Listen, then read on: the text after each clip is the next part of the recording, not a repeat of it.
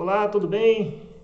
Pessoal do sétimo ano, dando sequência às nossas aulas sobre plantas. Aula passada nós falamos das características gerais das plantas. Hoje nós vamos dar continuidade, vamos falar dos grupos de plantas, certo? Para isso eu gostaria que você abrisse o seu livro lá na página 36, tá? Página 36 do seu livro didático. Acompanhe comigo, então, aí no seu livro didático. A gente vai estar lendo algumas coisas aqui e fazendo um comentário sobre os grupos de plantas. Primeira coisa que você tem que entender é que as plantas, elas constituem o quê?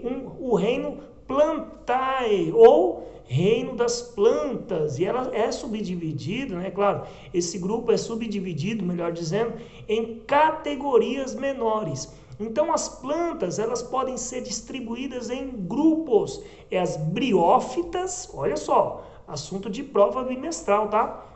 Vai pegando aí quais são os grupos de plantas que existem, né? Então são as briófitas, as pteridófitas, gimnospermas e as angiospermas. Interessante, gente, que esses grupos, na realidade, eles estão relacionados à evolução das plantas em diversos ambientes, certo? Diversos ambientes, interações entre os seres vivos proporcionaram que essas plantas se ramificassem em grupos diferentes, certo? Uns possuem frutos, outros não possuem frutos, enfim, a gente vai estar vendo aqui algumas características dessas plantas. Então, assim, uma coisa importante que você precisa saber, está aí no seu livro, que os tecidos vasculares estão presentes nas plantas chamadas vasculares. Então, plantas que possuem tecidos vasculares são chamadas de plantas vasculares e acabam formando vasos condutores de seiva, que é a seiva bruta e a seiva elaborada. A seiva bruta, nós sabemos, né, que constitui principalmente de compostos como água e sais minerais. A seiva elaborada já é produto da fotossíntese, que é principalmente a glicose, que nada mais é que alimento para as plantas, ok? Então, seiva bruta e seiva elaborada. Bom, uma característica importante que a gente tem que observar é que as briófitas, elas não apresentam vasos condutores de seivas. Por isso que elas são chamadas de avasculares e são de pequeno porte, né? Tem um esquema aí, olha, muito interessante você decorar esse esqueminha aqui, ó, do seu livro, assim, porque vai cair na prova, certeza. Você vai precisar saber de algumas características desses grupos de plantas. Então nós temos lá as plantas avasculares, que são as briófitas. Nós temos as plantas vasculares. As que não têm sementes são as pteridófitas. As que têm sementes e sem fruto são as gimnospermas. As que têm semente e com frutos é as angiospermas. E a gente vai estar falando de cada uma delas, né? Fique ligado aí, então, a gente vai estar detalhando algumas dessas plantas. Então, assim, o surgimento foi muito importante, o surgimento de sementes foi muito importante para as gimnospermas, né, e as angiospermas. Fazendo o quê? Com que essas plantas não dependessem mais de água para a sua reprodução. Então, assim, elas puderam explorar praticamente todos os ambientes da Terra. Praticamente quase todo o ambiente da Terra tem uma gimnospermas e uma angiospermas, né? Aumentando a biodiversidade do ecossistema. Então, assim, a gente tem que entender que as sementes, pessoal, são estruturas responsáveis para abrigar o quê? O embrião da planta. Essa responsabilidade, assim, uma das funções da semente. Por isso que estão relacionadas à reprodução vegetal. Na realidade, elas se formam o quê? Pelo processo de fecundação, no qual os gametos feminino e masculino eles acabam se unindo, gerando um outro embrião, né? Existem vários tamanhos, né? Tem muitas formas também de sementes, tudo com o objetivo de abrigar, além de abrigar o embrião, a reserva de alimentos e envoltório de proteção. Nós temos aqui sementes, exemplo de sementes do pinus, né? Do abacate, a letra B, e letra C, diferentes estruturas, 1 centímetro. Aqui no seu livro tem os diferentes tamanhos de sementes certo? Você pode perceber que o fruto aí do girassol é de aproximadamente 1 centímetro. Já do abacate é 5 centímetros. Então, cada um tem o seu tamanho, né? E a gente observa isso sobre as sementes. Bom, prosseguindo aqui, gente, na próxima página, página 37, vamos falar então das briófitas, Bom, o que acontece, gente? As briófitas, provavelmente você já deve ter visto em uma rocha ou um lugar úmido ocupar um tapete verde. Você já viu nas roças alguns tapetes chamados tapetes verdes, né? Essas plantas são exemplos de briófitas. Elas compreendem musgos, hepáticas e antóceros, né? São tipos de briófitas, né? Apesar do tamanho, tem um exemplo aí no seu livro, tá?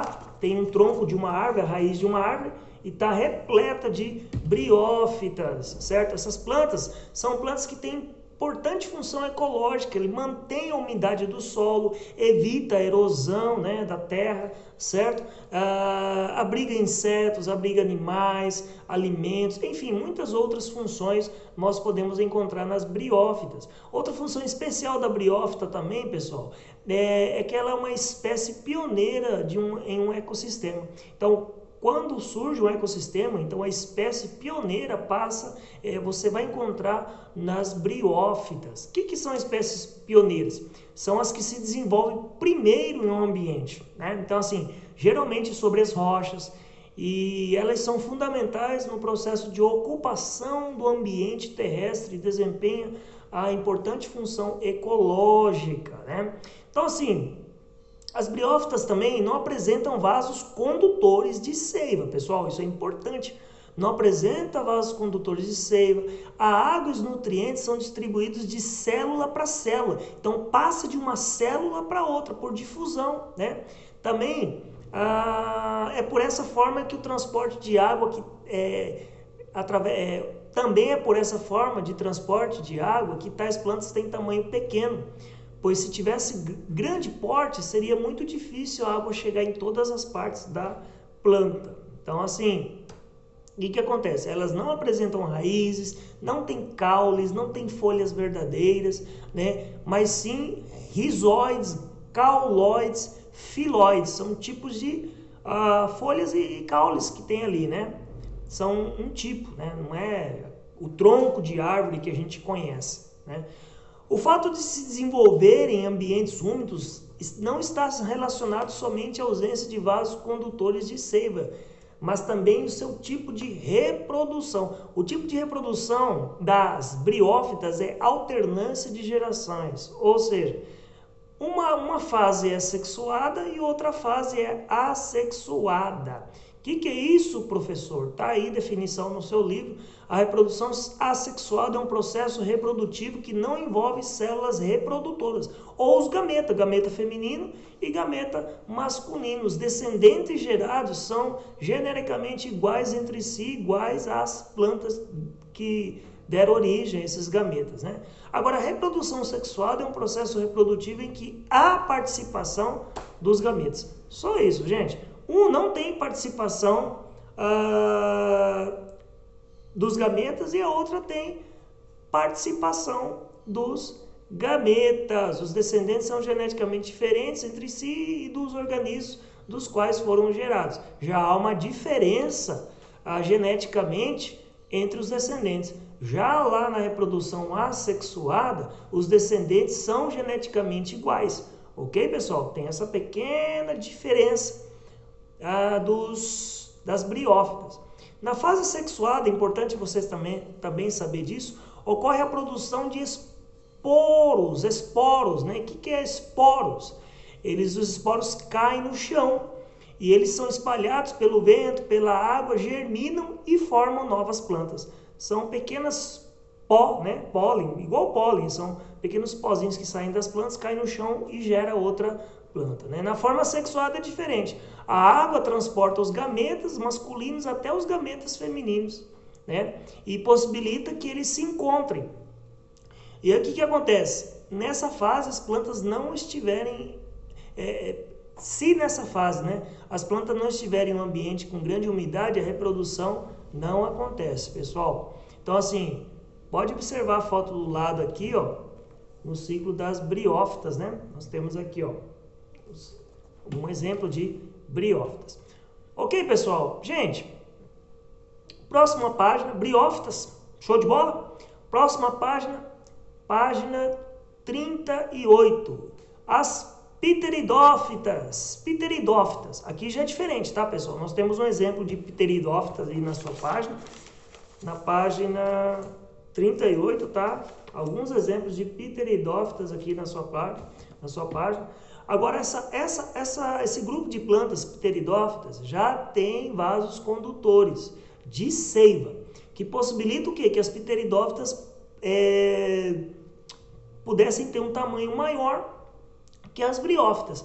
Então, assim, elas podem se distribuir por um número maior de ecossistema. Por exemplo, já foi encontrado, né, fósseis de samambaias gigantes que formavam as primeiras florestas do planeta Terra. Hoje já é extinta, né, essas samambaias gigantes.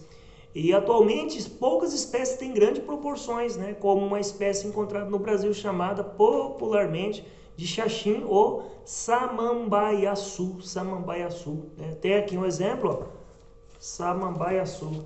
Está aqui no seu livro didático, né, samambaiaçu, e o xaxim também, né? Então, assim, gente, precisa entender que são exemplos de pteridófitas. São samambaias, xaxins, as cavalinhas e as avencas, né?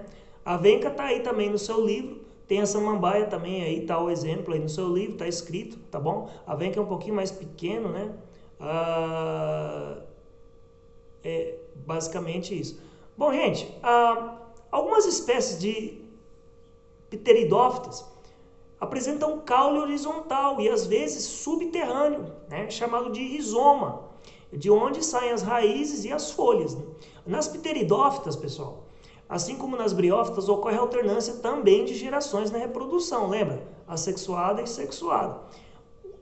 Na superfície inferior das folhas da planta adulta surgem os pontos geralmente esféricos, chamados de soros, né?